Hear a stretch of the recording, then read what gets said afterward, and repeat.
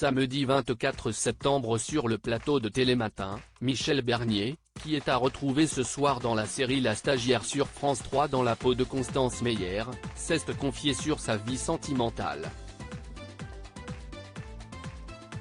Alors qu'elle était venue faire la promotion de la pièce de Laurent Ruquier Je préfère qu'on reste ensemble, dans laquelle elle incarne le rôle principal avec Olivier Sitruk, des chansons lancées en fond illustraient l'état d'esprit des personnages de cette pièce, de quoi lui rappeler des souvenirs.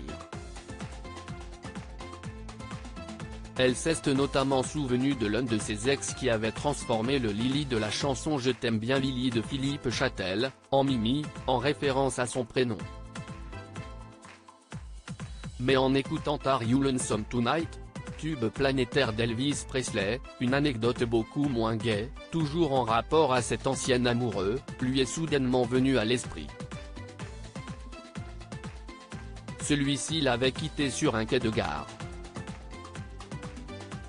Une façon peu galante certes, de mettre un terme à une relation. Sans compagnon depuis longtemps ? Mais si l'actrice de 66 ans s'en est immédiatement rappelée, s'y est notamment grâce à la chanson d'Elvis Presley jouée en fond qui accompagnait son anecdote. Car ce 16 août 1977, dans cette fameuse gare où elle s'est vue se faire larguer par son ex, se trouvait un journal qui affichait la mort d'Elvis. Double peine donc pour elle, entre la disparition d'une icône du rock et cette séparation amoureuse brutale. Quoi qu'il en soit, cet ex n'est pas Bruno Gaccio, le père de ses enfants Charlotte et Enzo, puisqu'ils s'étaient mis en couple en 1982, soit 5 ans après cette fameuse anecdote de la gare.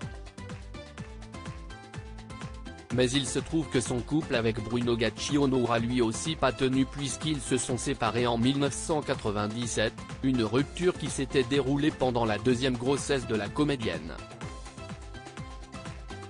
En septembre dernier dans S, le magazine de Sophie Davant, elle confiait être célibataire depuis longtemps, alors qu'elle a déjà rêvé d'avoir un couple éternel.